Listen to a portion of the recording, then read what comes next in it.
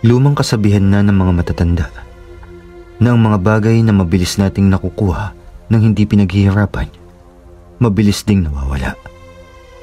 Kadalasan, mayroon din itong kapalit na masama. Ang tao, madalas masilaw sa salapi o kayamanan na nakukuha sa paraang mabilisan. Walang pagod o pawis na ilalaan sa pag-aakalang sa isang iglap. Buhay ay magbabago tungo sa dinadasal na progreso. Ngunit hanggang saan nga ba dinadala ng ganitong pagnanasa ang mga taong nalululong na sa delusyon na may kayamanang matatamasa sa isang pikit mata? Grabe naman. Nandadaya ka na ata, Badong eh. Kanina pa tayo naglalaro ha. Pero sobrang dalang lang sa daliri ko, sa dalawang kamay ako nananalo sa'yo. Reklamo ni Eson habang dinudukot ang mga baryang nasa kanyang bulsa. Tanghaling tapat, kasama ni Eson si Badong at 4 pang kaklase na nasa ilalim ng punong akasya sa likuran ng kanilang eskwelahan. Lumiban sa panghapong klase para lamang magsugal. Nasa ika-4 na antas na sekundaryang level si Eson. Nasa pampublikong paaralan ito at nag-aaral ilang kanto lamang ang layo sa kanilang kubol. Umaga hanggang hapon ang pasok nito. Umuuwi lamang sa bahay sa oras ng pananghalian, saka muling babalik sa paaralan para sa pangalawang bahagi ng eskwela. Natatawa na lamang si Badong sa kaklase. Mandaraya. Kitang-kita nyo naman, malinis ang kilos ko, Eson.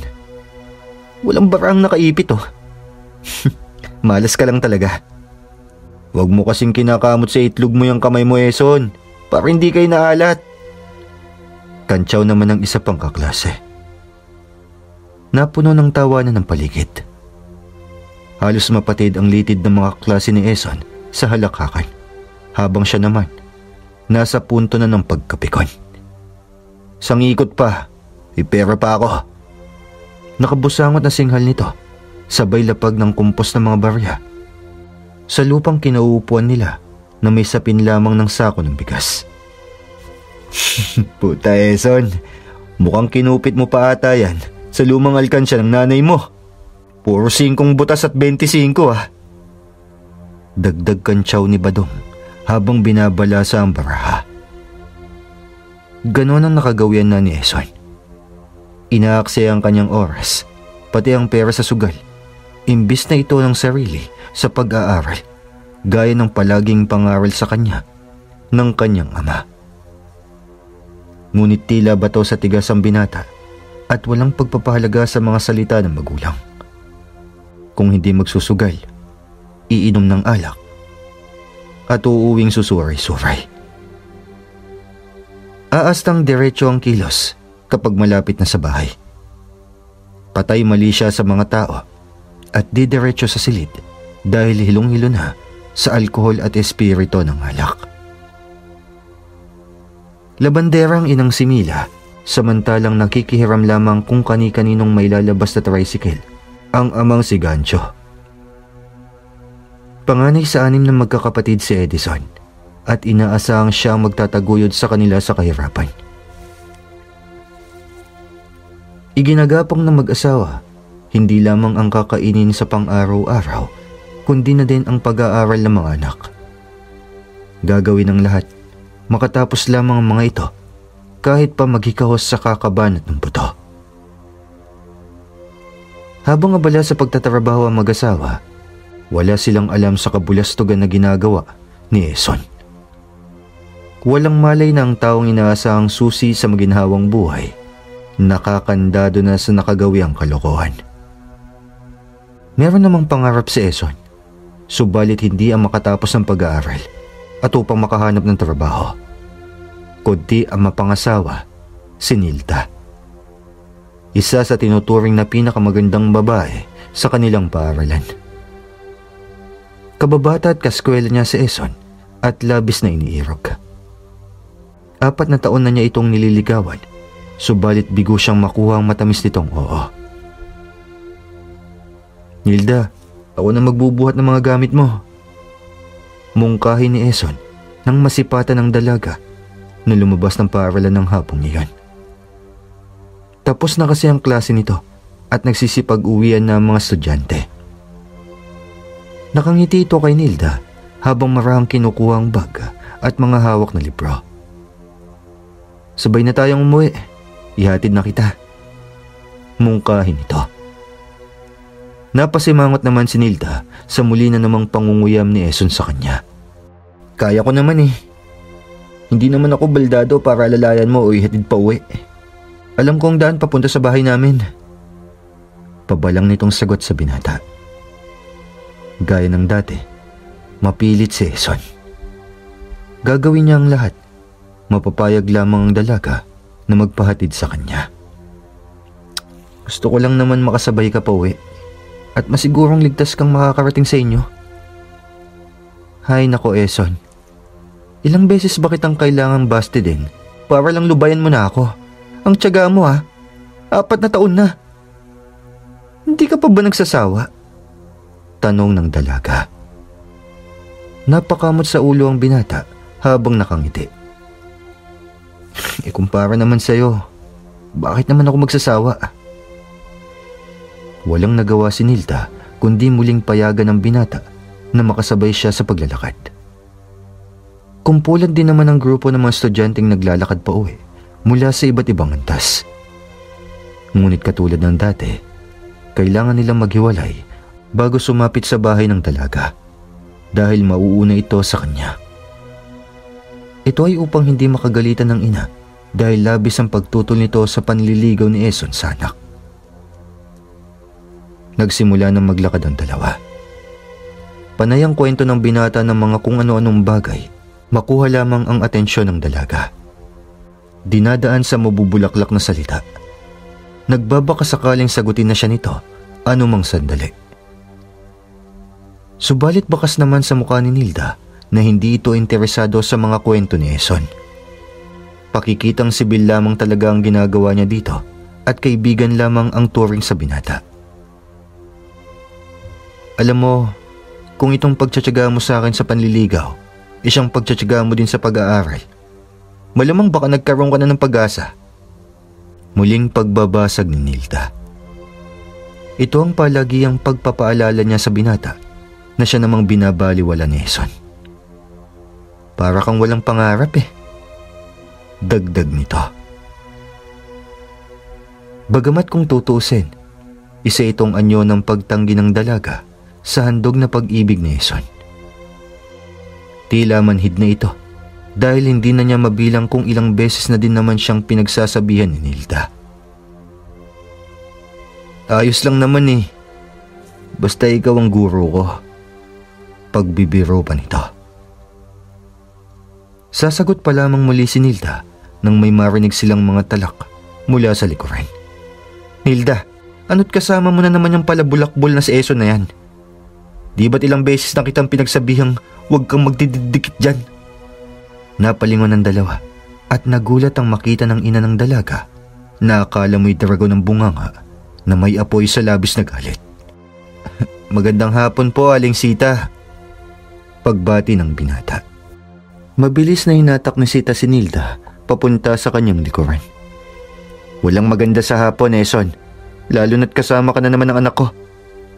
May pangarap kami sa kanya. Mayaman ang mapapangasawa ni Nilda dahil maganda ang magiging trabaho niya pag nakatapos siya. Hindi ang isang katulad mo na walang diretsong pupuntahan maliban sa kangkungan. Talak nito.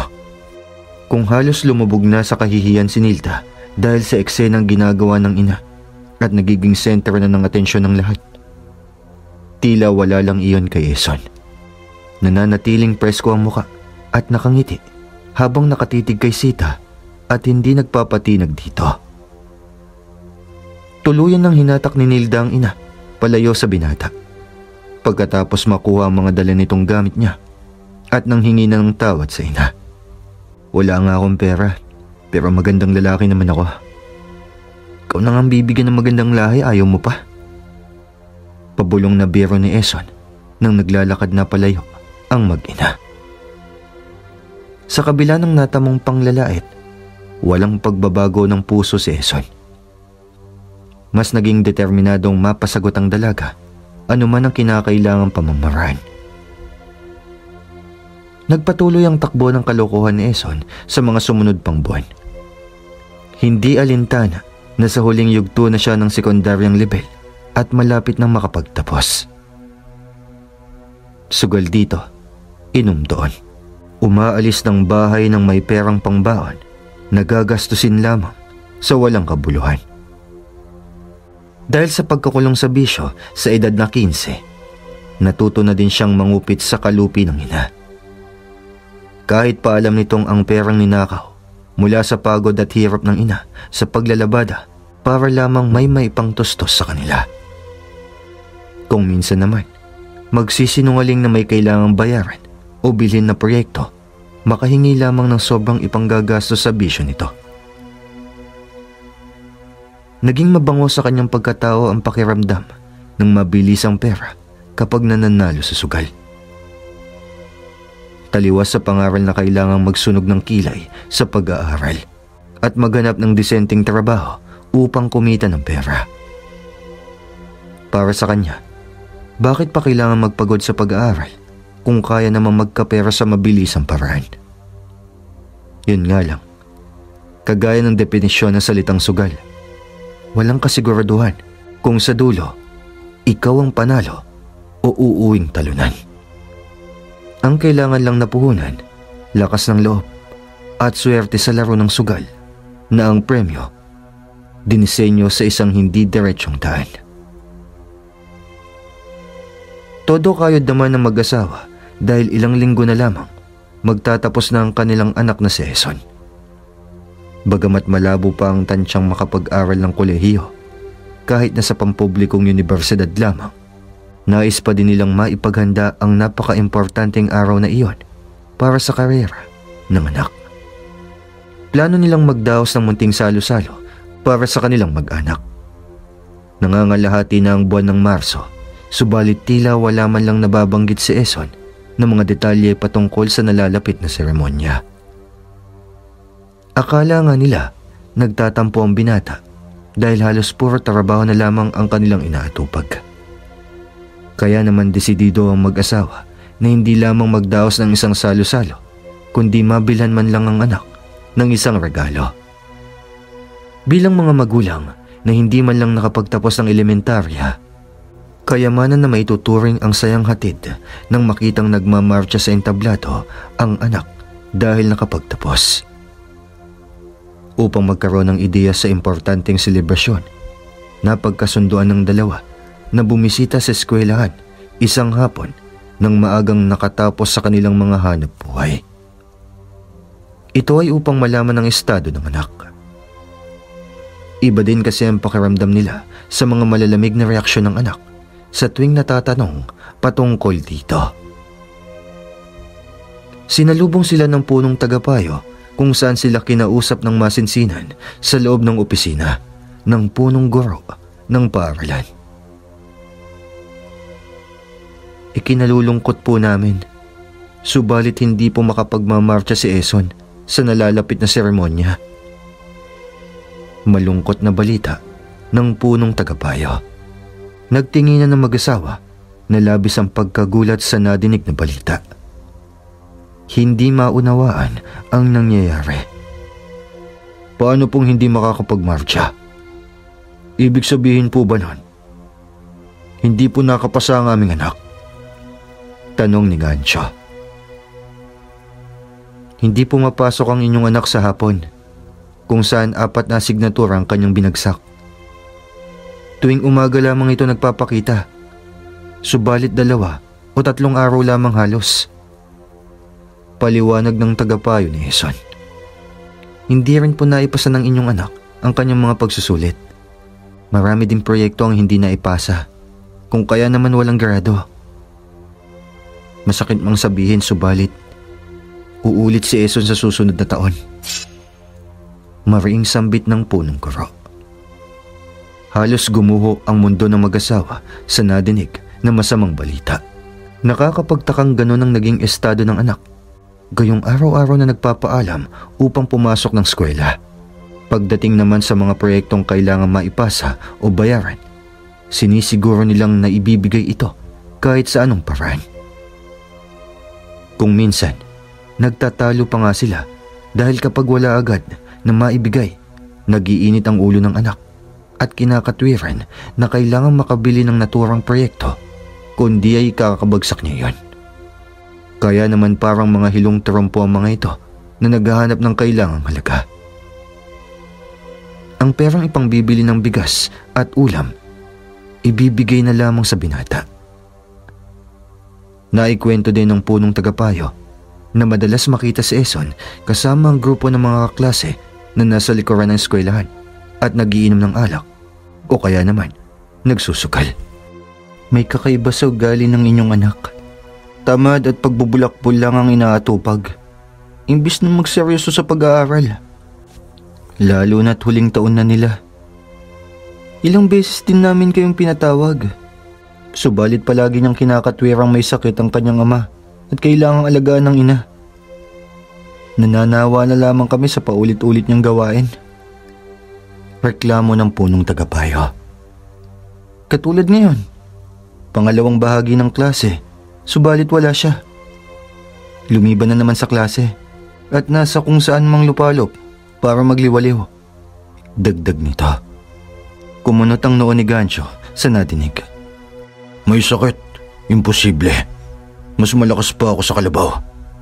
Kayang-kaya pa nga kitang buhatin kahit isang bisig lamang ang aking gamit. Pagyayabang nito upang ipakitang wala siyang sakit at nasa maayos na pangangatawan, taliwas sa dahilan ng anak. Umuwi ang mag-asawang durugang pangarap para sa anak na si Eson.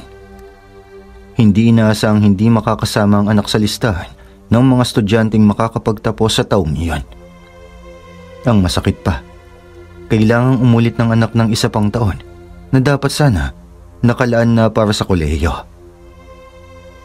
Nagmakaawa man sila sa punong guro upang pagbigyan ng anak, subalit buo na ang desisyon ng mga ito.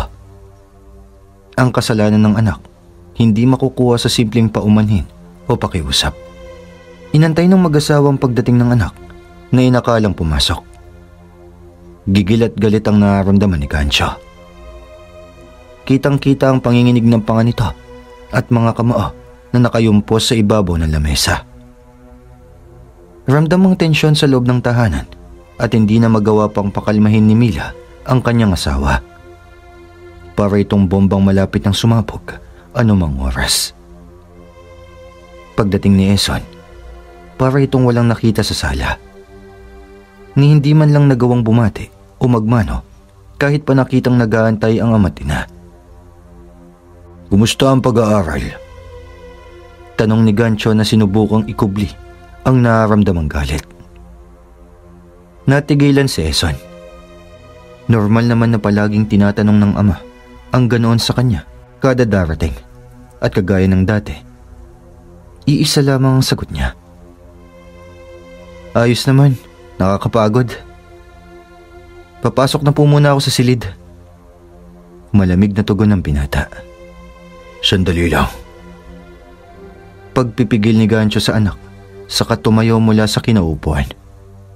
Marahang lumapit sa nakatayong si Eson habang nakatingin sa kanya. Maya-maya pa, isang malakas na sapok sa muka ang ibinuntal sa anak. Halos mahilo si Eson sa natamong sampal at nawala ng balanse, dahilan para bumagsak sa sahig. Ano ang problema niyo? Pasinghal na sagot ni Eson habang kunot ang noo. Nakalapat ang palad sa bahaging nasampal nito. Tarantado ka! Kung hindi pa kami dadalaw sa eskwelahan, hindi pa namin malalaman ang mga kalokohang pinaggagawa mo. Ang lakas ng loob mong magsinungaling! Sigaw ng ama. Tumayo si Eson. Alam niyo naman na pala eh. Tinatanong niyo pa. Pabalang na tugon nito na labis na nagpakulo sa dugo ng ama. Bastos kang talaga. Pagtatapos sa pag-aaral na nga lang ang hinihiling namin gawin mo, hindi mo pa magawa ng maayos. Hindi naman para sa amin ang lahat ng to, kundi para maging maayos ang kinabukasan mo. Makahanap ng magandang trabaho at kumita ng sapat. Gigil na balik na sagot ni Gancho. Bakit pa kailangan magpagod ng ilang taon sa pag-aaral? Para saan? Mangangamuhan din naman kapag nakatapos na. Di bali nang walang natapos. Basta madiskarte at makapagpayaman agad. Katwiran ni Eson Sama. Ang baluktot na katwiran ng anak, labis na ikinagulat ni Gancho. Hindi sukat akalain na may ganoong persepsyon ang kanyang anak sa kabila ng kanilang pagsisikap. Isang bagay na kailanman hindi nila itinanim sa utak nito.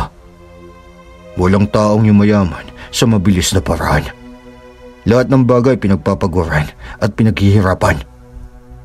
Wala sa listahan at pananaw niyo, pero ako, sisiguraduhin ko, ako ang unang makakagawa nun. Isa pa, kayo lang naman ang nangarap na makapagtapos ako. Yun pala ang susi nyo para sa magandang kinabukasan eh. Bakit hindi nyo nagawa? Pabalagbag na sagot ng binata. Napatigalgal si Gancho sa mga salitang namatawi sa bibig ng anak. Masakit na madinig ang mga iyon mula sa taong pinalaki upang kanyang ipagpatuloy ang pangarap na maging suntok sa buwan para sa kanila ni Mila. Kagaya ng ibang magulang, hindi nila nanaising maranasan ng kanilang mga supling ang hirap ng kanilang dinanas. Pinangako sa sarili na igagapang ang pangangailangan at susuungin ng lahat upang mapagtagumpayan lamang ang sertipikong mag-aangat sa antas nito. Umamba ng suntok si Gancho, subalit hindi na niya kayang ituloy. Sa halip, sa pader binuhos ang sama ng loob. Lumayas ka. Ayaw ko nang makita ang mukha mo sa loob ng pamamahay ko. Dahil hanggat nasa poder kita, ako ang batas sa bahay na to. Pahikbing sambit ng ama. Hindi nagsalita si Eson at sa halip, padabog na lumabas ng bahay at pabagsak na sinarado ang pintuan. Hindi man lang siya kinakitaan ng kahit anong pagsisisi sa nagawang kasalanan. Binigo niya ang kanyang ama't ina. Winasak ang pangarap ng mga iyon para sa kanya. Bagamat hindi alam kung saan tutungo dahil wala din namang kamag-anak ang malapit sa kanila, naglakad-lakad si Eson. Binubulong sa sarili na hindi uuwi sa kanila at manghihingi ng tawad sa ama. Para sa kanya, kalayaan iyon mula sa pagiging preso sa mga bagay na kagustuhan ng magulang. Napadpad ang binata sa bukana ng kakahuyan kung saan ang diretso ay masukal na kagubatan na madalas nilang pinagkukuhanan ng panggatong sa bahay. Isang mahabang taniman din ito ng samot-saring gulay na tinanim ng mga taga doon bilang pangunahing pagkukunan ng pagkain. Sumalampak sa damuhan ng binata sa ilalim ng isang puno. Payapa ang paligid. Napatingala sa mga tala sa kalangitan kung saan nakasabog ang mga ito at tila nagpapaligsahan sa pagliwanag. Tanging mga ingay ng mga insekto na animoy orkestra ang tunog kapag nagsasama-sama ang bumabasag sa katahimikan. Sinandal niya ang kanyang likod sa makakapal at malalaking ugat ng puno. Tila nakaramdam ng labis na pagod. Idagdag pa ang pagkalam ng kanyang sikmura dahil sa gutom. Daig niya pa ang isang busabos na walang tahanang uuwian at pamilyang makakasamang kumain sa hapagkainan. Bagamat ganoon ang sitwasyon, buo ang loob na panindigan ang mga salitang binitawan sa ama kanina. Hindi ang gutom o kagat ng mga lamok ang magpapawi sa kanya. Mas lalong hindi niya lulunukin ang kahihiyan. Panandali ang nag-isip si Eson. Kinapa ang bulsa at napagtantong walang laman ni Singkong Duling.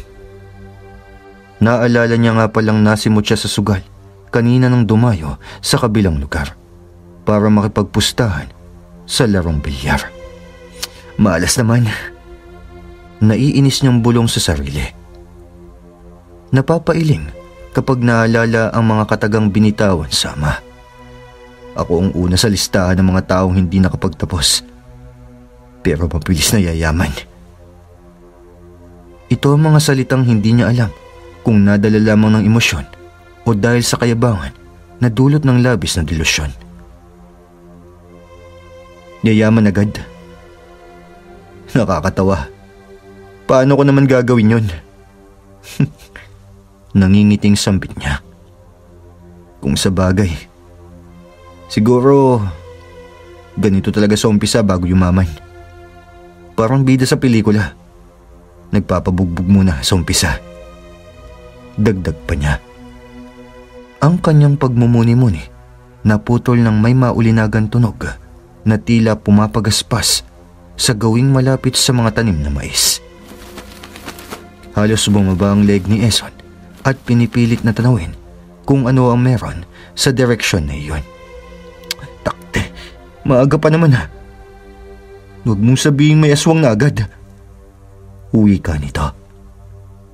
Natatakot man, napagpasya niyang lumapit, dala na din ng kuryosidad.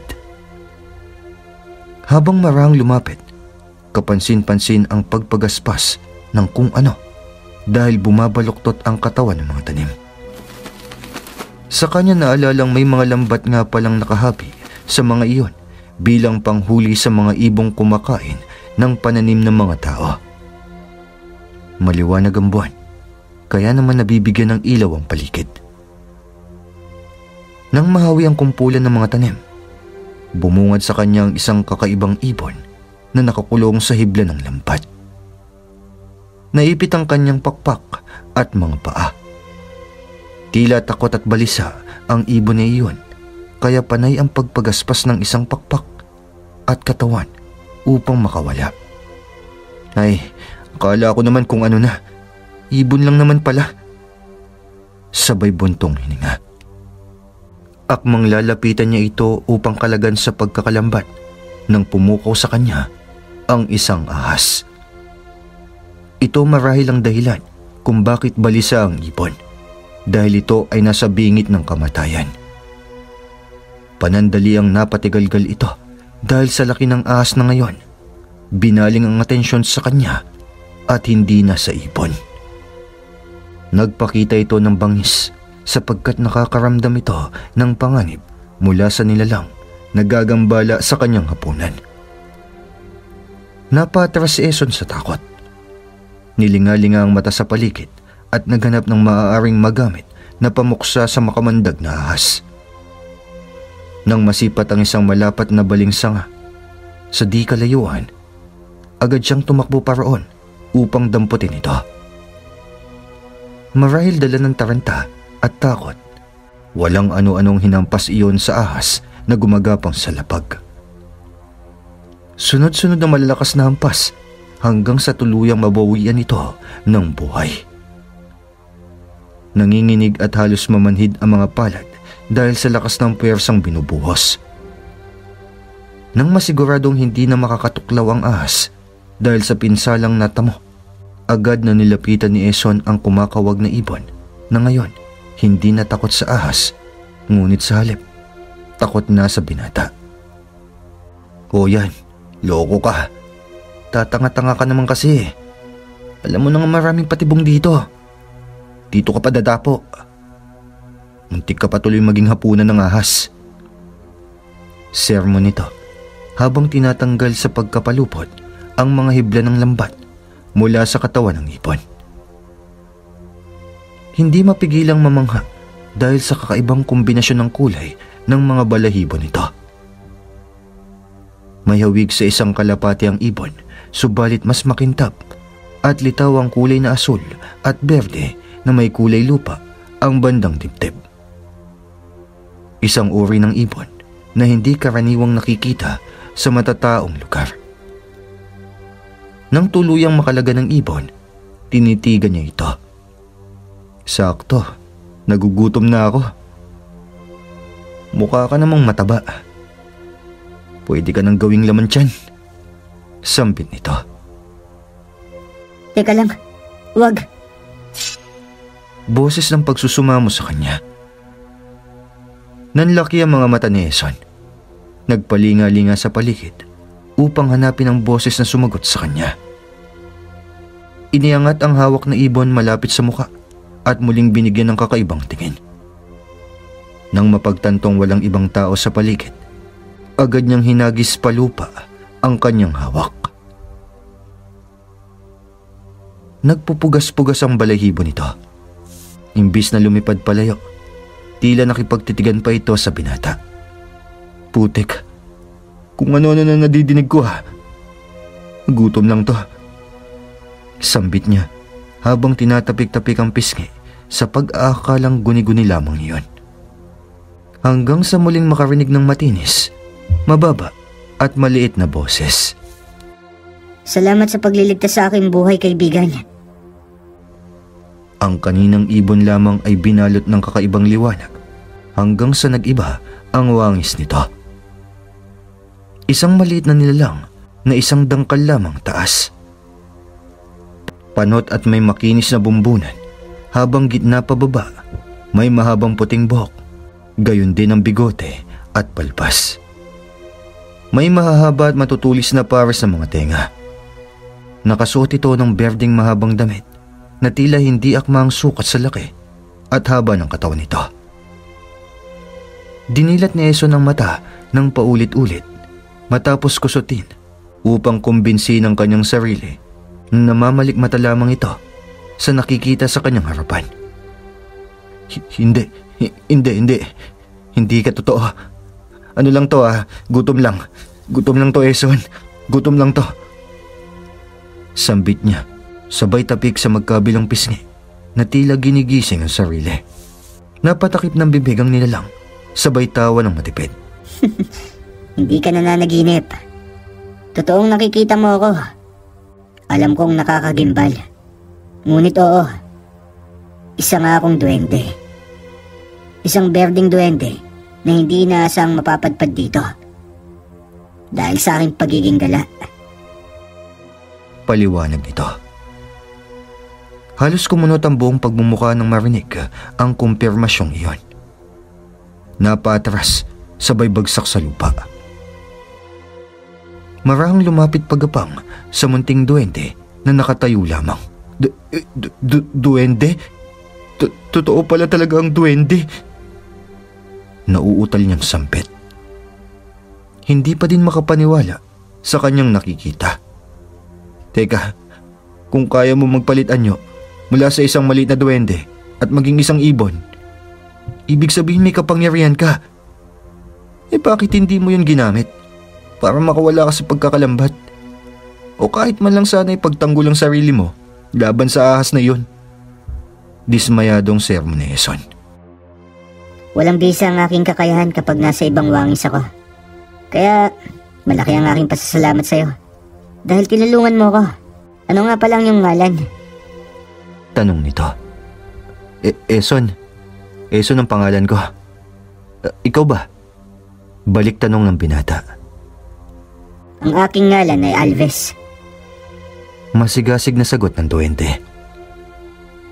Doon nagsimula ang hindi inaasahang pagkakaibigan sa pagitan ng isang mortal na si Eson at ang lamang lupang tinatawag na duwende na may pangalang Alves.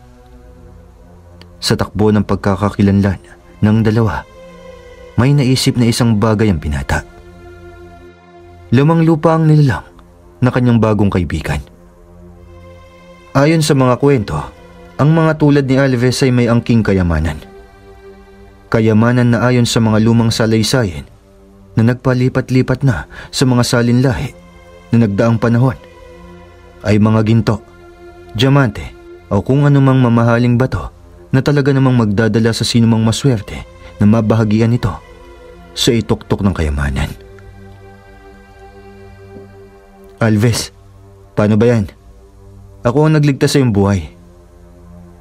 Kung hindi dahil sa akin, malamang tinutunaw ka na sa tiyan ng ahas na yon at ginawa ka na niyang hapunan. Panimulang pag-uuyam ng binata. Ngumiti na lamang si Alves at mukhang naiintindihan ang tinuran ng kanyang bagong kaibigan. Nauunawaan ko ang iyong naisip parating, Eson. Sa mundong aking pinanggalingan, ang utang ay nararapat lamang na bayaran.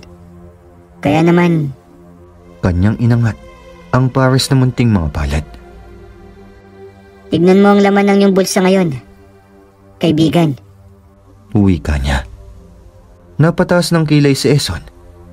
Sa pag-aakalang nagloloko ang duwende, siya namang dukot niya sa kanyang bulsa. May nakapa itong bilog na bagay sa loob na kanina naman ay wala. Marang hinugot at binuksan ng mga palad. Napakunot noo sa kanyang nakita. Itim na ba to? Ano naman to? Wika niya. Iyan ang bato ng ilabuob.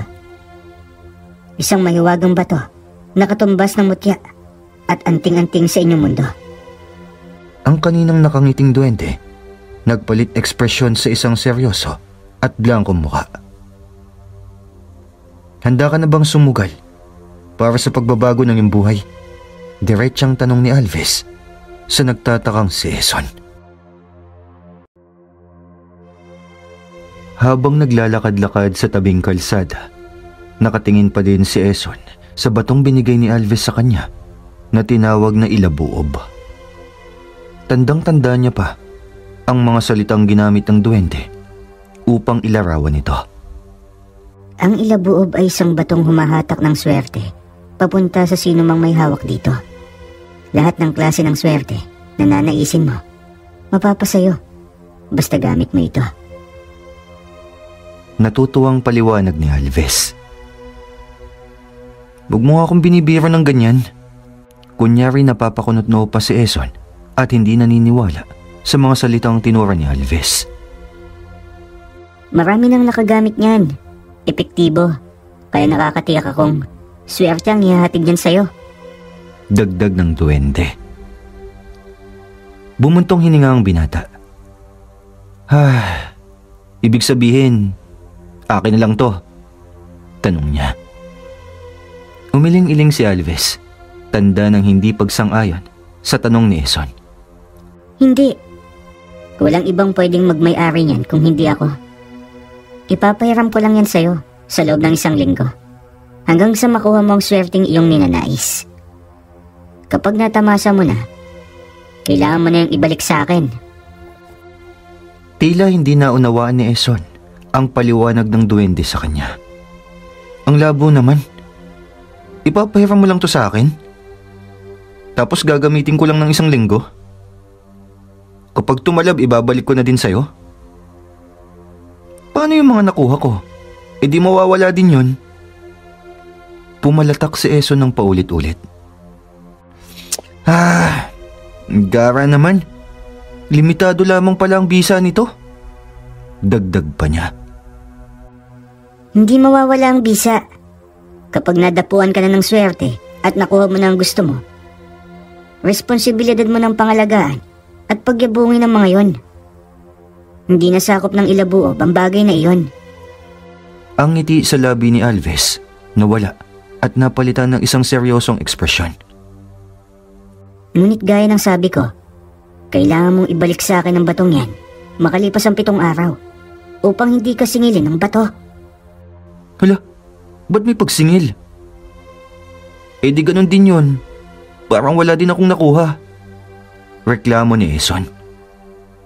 Muling natawa ang duwende sa mga inasta ng binata.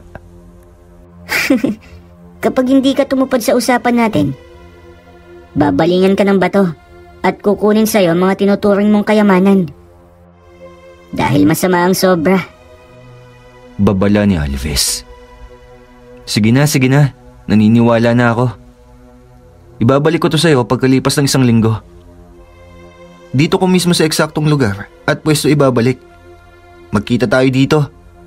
Pagdidiin ni Eson. Sige. Kaya sulitin mo na yan. Hanggang sa muli, Eson. Lumundag pa itaas si Alvis at bumalik sa wangis ng 1 ibon. Lumipad palayo at naiwang umingisi-ngisi si Eson. Hanggang sa paglalakad ng mga oras na iyon, tila baliw na pangiti-ngiti si Eson. Tila hindi ramdam ang pagkalam ng sikmura. Ang tanging laman ng utak ay pera. Pinaglalaroan siya ng imahinasyon na siya'y nakahiga sa bulto-bultong salapi.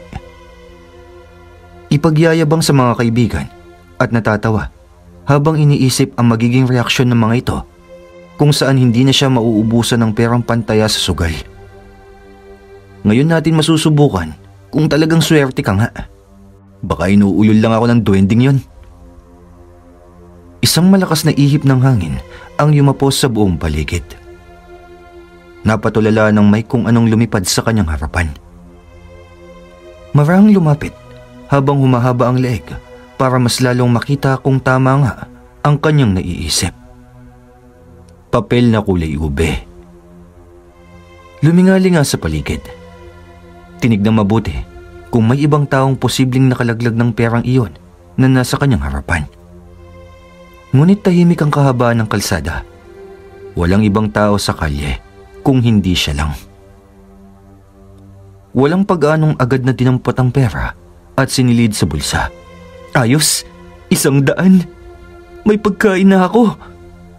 Natatawang sambit niya. Agad na dumiretso sa bukas na kainan na nagsisilbi 24 oras at kumain. Habang kumakain, naulinigan niya ang usapan ng dalawang lalaki sa kabilang lamesa. Pare, ang laki na pala ng papremyo doon sa bukas na tayaan ng tiket sa bayan. Kuwento ng isa. Oo nga eh, bahay at lupa ang mapapanalunan kapag nagtugma ang mga literato sa tiket. Nakakaskasin mo. Banat naman ng isa. Pero sa totoo lang, pakiramdam ko, malaki-laki din ang magagastos mo bago mo makuha ang jackpot. Sinabi mo pa, baka nga mas mauna ka pang tamaan ng kidlat bago mo mapanalunan yun. Napuno ng tawanan ng lamesa habang tinatapos ng dalawa ang kanilang pagkain. Tila nagpantig ang tenga ni Eson nang madinig niya yun. Walang ibang pumasok sa isip kundi ang subukin ng tunay na kakayahan ng ilabuob. Kapag nagkataon, mapapatunayan na niya sa ama na hindi na kailangan pang magpakahirap sa pag-aaral at mangamuhan para yumaman. Kapag kinapitan ng swerte, madadaig nito ang taong nagkakandakuba sa pagtatrabaho gaya ng nais nila para sa kanya. Nang makatapos ng kumain, umuwi muna saglit si Eson. Subalit kinakain pa din siya ng kanyang pagmamataas at hindi kumatok. Sa halip, sa nakaparadang tricycle siya nagpalipas ng gabi. Tiniis ang alinsangan ng panahon at mga kagat ng lamok. Ang alam niya lang, malapit nang magbago ang kanyang buhay dahil sa swerteng handog ng ilabuob. Magbubukang liwayway na nang maalimpungatan siya sa kalampag sa bubungan ng kanyang tinutulugan. Nang magising, padabog itong sumilip upang makita kung sino ang gumagambala sa kanyang pagtulog. Walang iba kundi ang amang maagang nagising para pumasada. Grabe, umaga na naman. Umpisa na namang pagbabanat ng buto. Kailangan magsipag at hindi tumulad sa iba dyan na mamamatay na lamang ng batukan. Parinig ng ama habang inaalis ang toldang nakapatong sa upuan at manibela. Dahil ramdam niyang siya ang pinapatamaan ng ama, nakabusangot na lumabas. Saktong labas naman ng kanyang ina upang ibigay ang ibinaon na pagkain sa ama. Bakas sa mukha ng ina na nais niyang ayaing kumain si Eson, subalit iniisip nito ang magiging reaksyon ng asawa. Gaya ng ibang ina, hindi nito matitiis ang anak kahit paggaano kalaki ang nagawang kasalanan. Sa halip na magpakumbaba, mas sumimangot si Eson at umalis. Hayaan mo yung anak mo. Hindi yan matututo kung palagian mong susuyuin. Kaya lumaking may sungay Ano ang gusto niya? Tayo pa ang luluhod sa kanya. Malalang sita ni Gancho sa asawa. Hindi na kumibo pa ang babae at sa halip, piniling umiwas sa maagang diskusyon. Iniisip na lamang na sana'y nasa maayos na kalagayan ng anak. Dahil masyado pang maaga, tatambay muna si Eson sa tambayan nila sa likod ng paaralan habang inaantay magbukas ang sugalan sa bayan. Sugal ang unang pumasok sa isip ng binata. Nangangating makabawi sa mga kaklase gamit ang batong pampaswerte. Dahil umaga na, oras na ding pagpasok sa eskwelahan, kaya naman marami siyang nakakasalubong ng mga estudyante. Hanggang sa makita niya ang grupo nila Badong. Agad niya itong nilapitan. "Badong, buti nakita na kita. Ano, tara na. Sa dating tambayan, babawi ako. Dala mo ba yung baraha mo?" Nakangising tanong ni Eson. Nagtingi na ng tatlo. "Bakit hindi ka pa naka-uniforme?" "Wag mong sabihin liliban ka na naman," tanong ni Andoy. "Hindi na din naman ako makakapag-march eh. Ano pang silbi ng pagpasok, di ba? Magsugala lang tayo. Mas masaya pa." Maligalig na kayag nito sa mga kaklase. "Magbago ka na, Eson. Matapos akong masabo nila Itay kagabi, napagtanto kong wala ngang pupuntahan ng pagbubulakbol. Ayokong mapag-iwanan balang araw. Buti na nga lang at napakiusapan nilang punong guro na magpasa na lang ako ng mga espesyal na proyekto para makahabol ako. Kaya may tsansa pang makapagmarcha." Paliwanag ni Badong. Humagalpak ng tawa si Eson. "Sinasapian ba kayo? Ang aga-aga nagbibiro kayo ah. Kailan pa kayo nagka-interest sa pag-aaral na yan? Tara na, babawi pa ako." "Mauna na kami, Eson. Saka na tayo magsugal kapag bakasyon na. Masok ka ah. Mahuhuli na kami sa klase."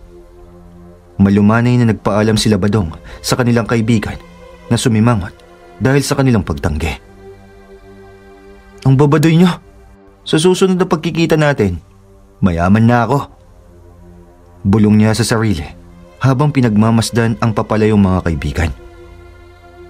Pagharap, natsyempohan niya din ang papalapit na si Nilda. Babatiin niya pa lamang ito nang biglang umiwas ang dalaga at tila hindi siya napansin.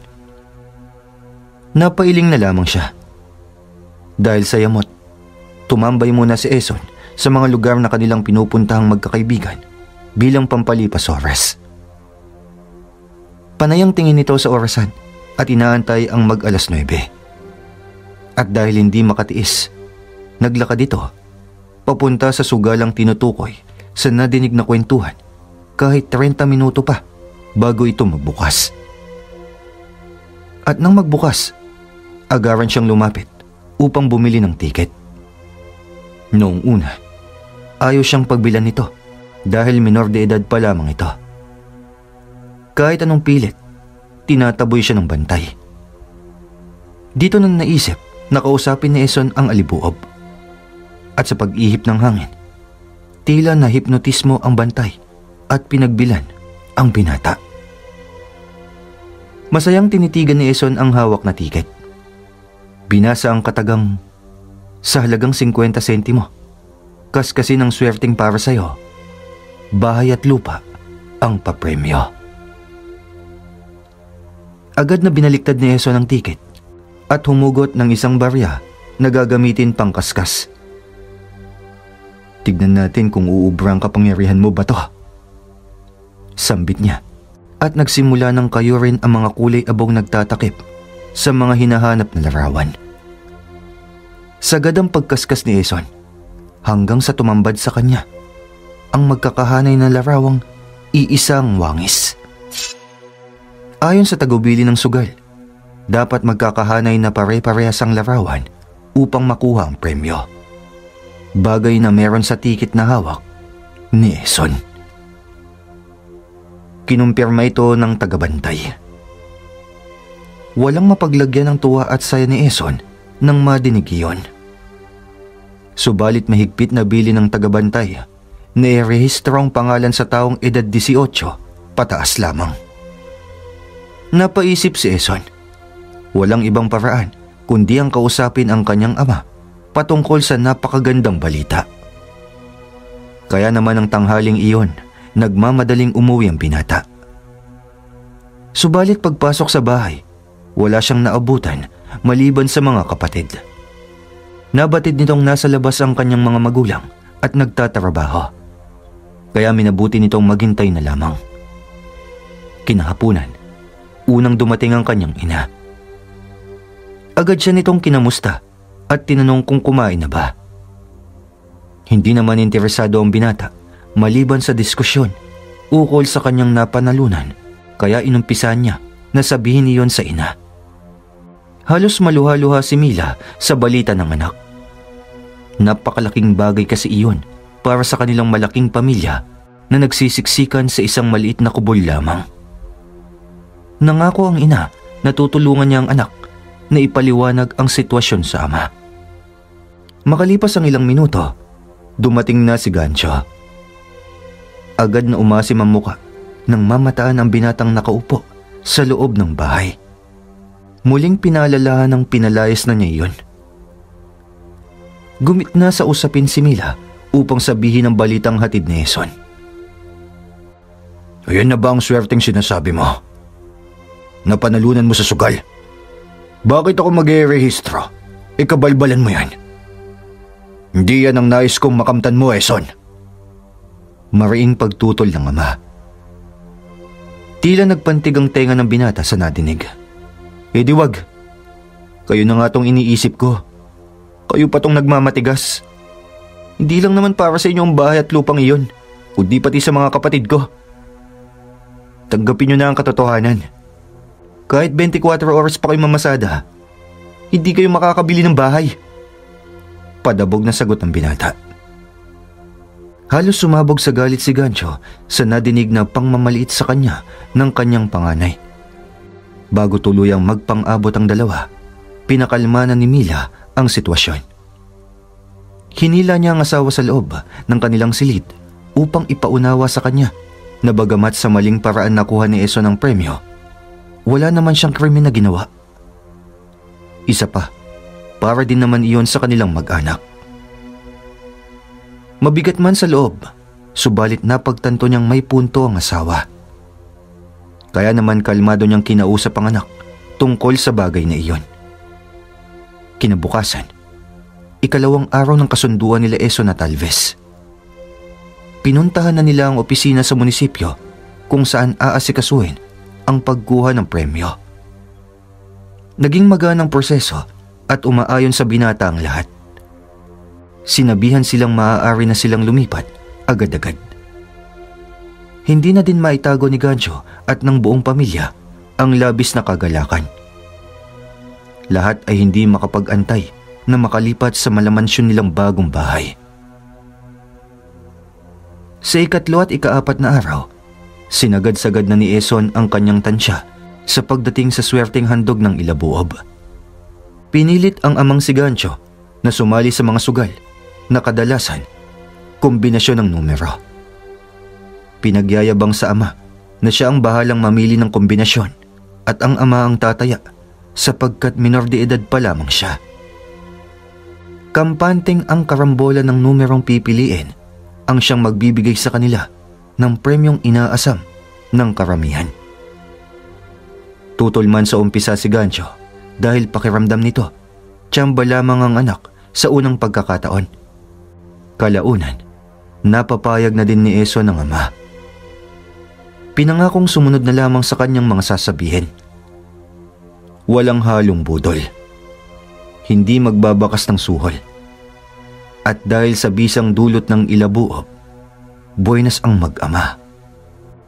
Premyong ₱250,000 ang napanalunan sa kanilang sinalihan at meron pang kasamang kotse. Doon na tuluyang bumilib si Gancho sa swerte ng anak.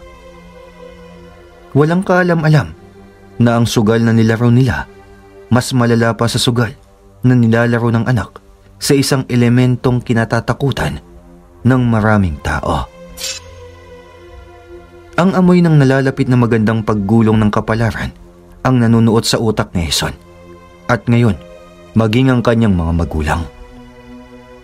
Tila napawi ang galit ni Gancho sa kanilang anak na nagpabaya sa pag-aaral para sa sugal at bulakbol. Sadyang totoo nga ata ang kasabihang iba ang nagagawa ng salapi. Kumpirmado ang pagkapanalo nila Gancho at Eson, kaya naman katulad ng napanalunang bahay, maaari na din nilang kubrahin ng kaba ng pera maging ang bagong sasakyan. Kaakibat na nga talaga ng pagyaman ng kayabangan. Tumaas ang ere ni Eson, lalo na ang kumalat ng balitang milyonaryo na ito dahil sa kabuuan ng halagang napanalunan. Halagang suntok sa buwan para sa kanila, subalit nakuha ni Eson ng pikit mata. Kahit pa magtapos kayo ng kolehiyo at magdoble ng kurso, imposibleng yumaman kayo agad nang walang pagod at sakripisyo. Baka kuba na kayo, wala pa din kayong bahay, lupa at kotse.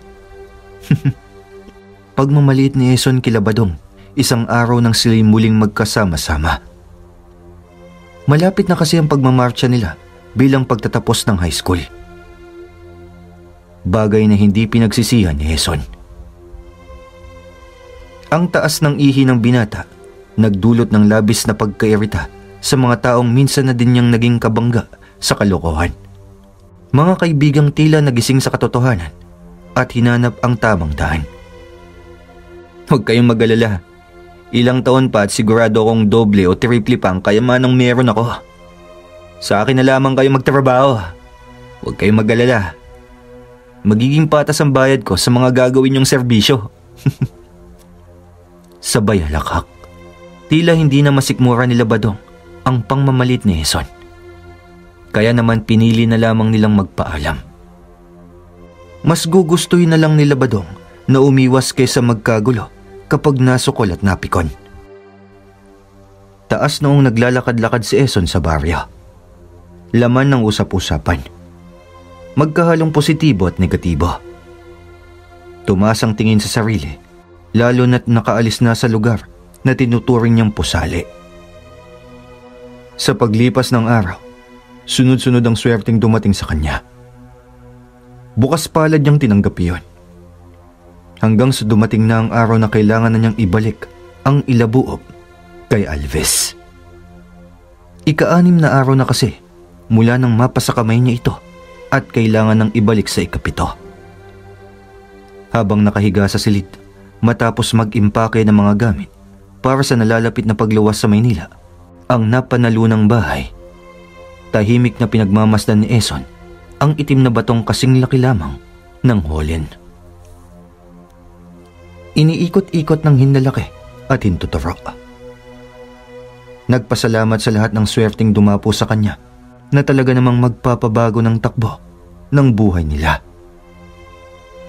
Sa kabila ng lahat ng natatamasang materyal na bagay na pinapangarap din ng iba, may kung anong naramdaman si Eson sa kaloob-looban niya. Isang bahay, kotse, lupa at pera. Parang may kulang pa eh. Ang hirap naman kung yun lang halagang meron ako. Baka kapag naubos, kailanganin ko na din magtrabaho. Sambit sa sarili. Sa puntong iyon, may naisip ang binata na isang plano. Dumating na ang takdang araw ng pagsasauli ni Eson kay Alves ng ilabuob. Maliwanag ang bili ng duwende na sa ika-7 araw, kailangang ibaon ni Eson ang bato sa eksaktong lokasyon kung saan sila dalawa ay unang nagkita. Bagay na sinang-ayunan naman ng binata. Abalang mag-anak sa paghahakot ng mga gamitang dadalhin sa paglipat. Tumulong ang ilang kapitbahay sa pag-aakalang maaambunan sila kahit magkanong halaga. Subalit ang kanilang gawi, nauwi sa pasasalamat na walang kaakibat na salapi. May kataga pa si Gancho na hindi sila makakalimot at pagbalik, babawi ito sa mga kaibigan, kapitbahay at kumpare. Dismayado man, pinilit na lamang nilang makibagay at makisama sa pamilyang tingin sa sarili, mga ginto, na dati hamak lamang ng mga tanso. Nang natapos ang paghahakot, dali-daling sumakay si Eson sa sasakyang maghahatid sa pamilya sa Pantalan. Lilisanin na niya ang probinsyang pinagsibulan ng mga magulang at ng kanilang pamilya. Pinagmamadaling umalis ang sasakyan sa hindi malamang dahilan. Palinga-linga siya sa paligid. Napako ang tingin sa direksyon ng mga tanim ng mais. Ano ba? Tara na! Gagabi na tayo masyado sa daan eh. Paggalit na sigaw at utos nito. Umaastang daig pa ang amo at ang pamilya, mga empleyado nito. Mahaba ang biyahe mula sa kanilang baryo patungong Pantalan kung saan sila tatawid sakay ng malaking barko. Naabutan na nga sila ng dilim sa daan gaya ng inaasahan. Kapansin-pansing balisa ang binata at hindi mapakali. Panay ang linga sa labas habang sinasapo ang muka ng malakas na hanging dulot ng mabilis na takbo ng sasakyan.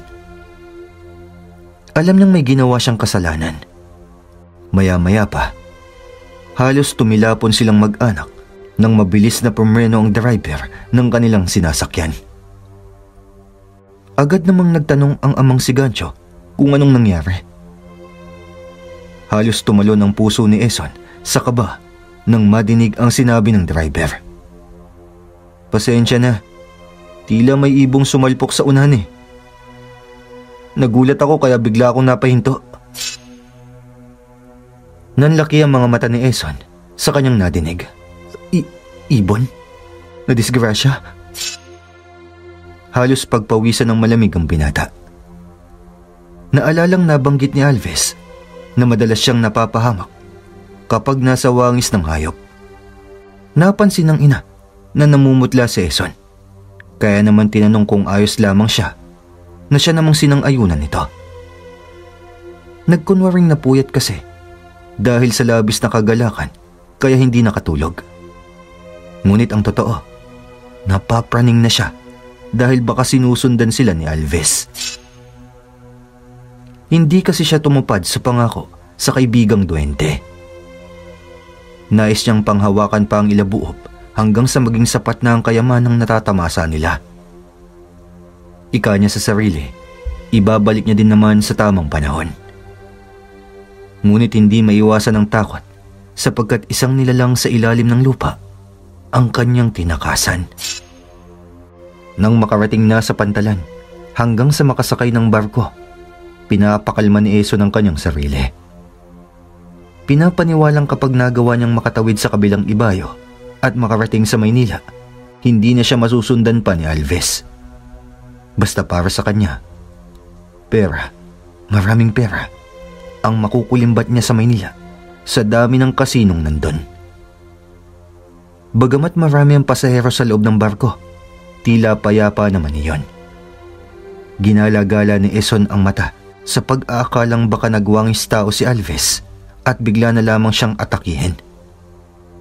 Daig pa nito ang nakadaroga o nakainom ng napakaraming kape sa mabilis na pagtibok ng puso at tamang hinala. Dala ng pagod at puyat, minabuti na din muna ni Eson ang magpahinga at matulog. 4 na oras kasi bali ang aabuti ng biyahe sa karagatan bago makatawid sa kabilang probinsya. Hanggang sa panaginip, walang ibang nakikita si Eson kundi ang sarili na nakahiga sa pera. May mga serbidorang kaliwat kanang nagsusubo ng pagkain habang nagbabalasa ng baraha at kumukubra ng malaking halaga. Kay sarap sa pakiramdam, ika nga. Ang payapang pagtulog, hindi batid ang nakaabang na trahedyang paparating sa kanila. Bagamat may liwanag mula sa ilaw ng barkong sinasakyan, makapal ang hamog at madilim ang kalangitan. Bubuhos ang malakas na ulan. May isa pang sasakyang pandagat na tila ang andar, wala na sa katinuan. Nagulo ang radar at walang habas na sinalpok ang barkong kanilang sinasakyan. Sa lakas ng bangga, ramdam ng lahat ang puwersang dinulot nito. Dahil sa kalabog, naalimpungatan si Eson dahil na din sa ingay ng mga tao sa paligid. Nayayamot na dumilat sapagkat naputol ang napakagandang panaginip. Maya-maya pa, may malakas na pagsabog ang dumagundong na gumimbal sa lahat ng pasahero. Ang sumalpok na sasakyang pandagat, may lulang mga langis at gasolina na dapat sana iaangkat para sa kabilang probinsya. Nagsimula ng mataranta ang lahat. Sadyang kakaiba ang takot na may dudulot kapag ikaw ang naipit sa trahedya sa gitna ng karagatan. Nagpulasan ang lahat sa iba't ibang direksyon. Kanya-kanyang dampot ng gamit at kapit sa makamag-anakan at kasama. Banggaan dito, salpukan doon. Ganon ang eksena ng lahat ng pasahero. Naknang, lulubog pa ata ang barko. Hindi ako pwedeng mamatay dito. Bulalas ng binata sa sarili. Dinigding niya ang iyakan ng mga nakababatang kapatid. Subalit imbis na tulungan, tinulak niya iyon sa kanyang mga magulang sa katumakbo. Panayang sigaw ni Gancho at nagtatanong kung saan iyon tutungo. Subalit tila bingi ang binata. Nangingibabaw na naman ang pagiging makasarili. Binaybay ang daan at nakipaggitgitan sa mga tao upang makahanap ng ligtas na bahagi ng barko. Ngunit dahil sa lakas ng pagsabog, mabilis na pinasok ng tubig ang kanilang barko. Lahat ng posibleng labasan at pagtaguan, dinaanan ng malakas na ragasan ng tubig. Dinig na din sa iba't ibang direksyon ang hiyaw ng paghingi ng tulong ng mga pasaherong inaanod na at inuumpisa ang lamunin ng tubig dagat. Namataan ni Eson ang isang hagdan ng lupit na inaakyatan ng karamihan para kumuha ng salbabida at iba pang kasuotang makapagpapalutang sa kanila. Agad niya iyong inakyat, buong puwersang nakipagbuno sa mga nakaharang sa kanya. Nang makakapit sa lubid, ginawa niya ang lahat ng paraan, mailaglag lamang ang mga nauna sa kanya. Tila walang ibang kasama si Eson kundi ang sarili lamang niya. Ni hindi inisip kung ang pamilya buhay pa ba o nasa ligtas na sitwasyon. Basta ang sa kanya makarating sa Maynila ng ligtas. Mabilis na nagkaubusan ng mga kagamitan. Ang iba nagkandasira na dahil sa pag-aagawan ng mga pasaherong nais isalba ang kani-kanilang buhay. Kaya naman, kahit makipagsuntukan at magbasagan ng bungo, gagawin ni Eson ang lahat, kahit pa siya mismo ang magtulak sa iba sa kanilang libingan. Napangiti nang makakuha ng isang piraso ng life jacket at salbabida. Iniisip na ang swerteng iyon, dulot pa din ng ilabuob. Malaki ang pasasalamat sa bato sapagkat tila pinoprotektahan siya nito. Hanggang sa may isa na namang pagsabog ang nadinig. Kumalat ang apoy sa ibabaw ng bahagi ng barko. Kitang-kita ni Eson ang naglalaglagang mga pasahero habang nilalamon ng naggagalaiting alab. Agad niyang sinuot ang jacket. Handa nang tumalon nang mawala ng balanse at saka nalaglag. Ngunit ang kanang paa napuluputan ng lupit, sanhi upang mabitay patiwarik ang binata. Sa lakas ng hangin, kasabay ng hampas ng alon, ilang beses na sumalpok ang kanyang katawan sa malapad na katawan ng barko. Nilipad ng hangin ang dapat sana'y magsasalba sa kanya. Pinilit ni Eson na iangat ang katawan upang kalagan ng paa. Subalit para siyang sanga ng puno na sumasayaw-sayaw sa iba't ibang direksyon. Hindi ako mamamatay. Nasa akin ang ilabuob. Nasa akin ang swerte. Yayaman pa ako. Sunod-sunod na bulalas niya. Subalit may kung anong mas lalong nagpahigpit ng buhol sa kanyang paa. Sa muling paghugot ng lakas at umangat, tumama sa kanya ang isa sa mga piraso ng bakal na nahulog mula sa itaas. Natamaan ang kanang sentido at mabilis na pumutok ang noo. Napahiyaw sa labis sa sakit si Eson. Dito na nakaramdam ng takot. Naalala ang ilan sa mga sinambit ni Alves.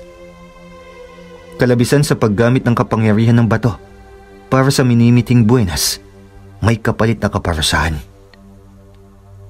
Masama ang labis, subalit pinilit niyang kontrahin ang ideyang iyon.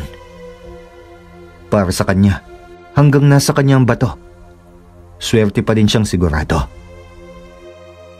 Ngunit kasabihan na din ng swerte, nauubos at may hangganan. At sa puntong iyon, ubos na ang swerte ni Eson at tila bumaliktad na ang sitwasyon. Namata niya ang grupo ng mga ibong palipad papunta sa kanya.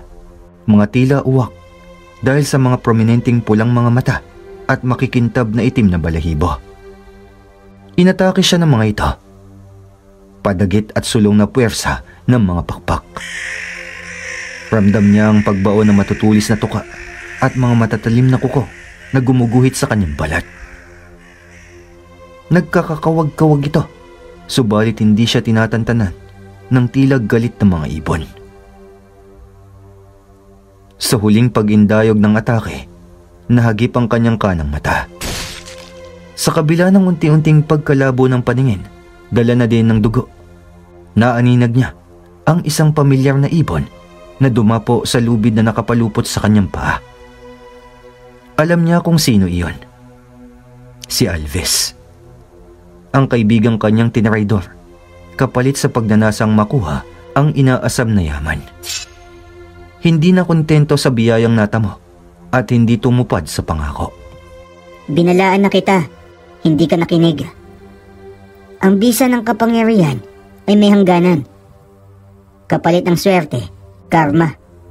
Kung ang taong biniyayaan, tuso at mapang-abuso. Tinalikuran mo ang sarili mong pamilya para sa ambisyon mo sa pera. Tinalikuran mo ang tunay mong kayamanan, Eson. Ang iyong pamilya. Sambit nito. May kung anong liwanag ang nagmula sa bulsa ni Eson.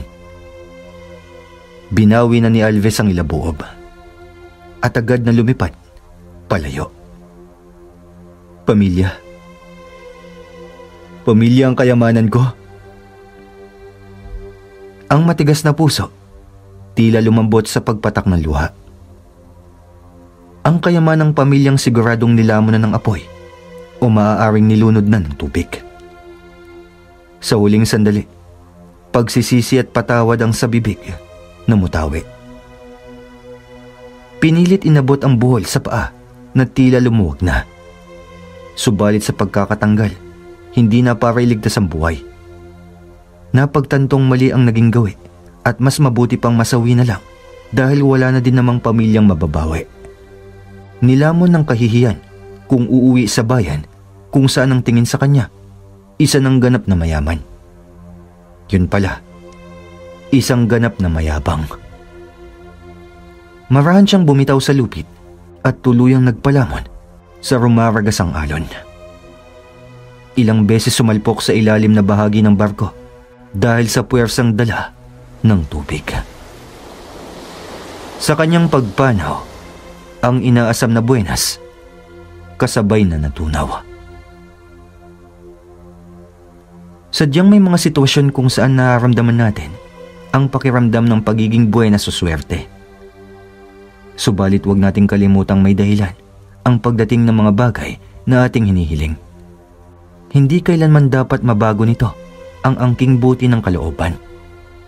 Dahil sa oras na sumobra at umabuso, hudyat na iyon ng unti-unti mo nang tinatakang daan ng kapahamakan patungo sa hinukay na sariling libingan.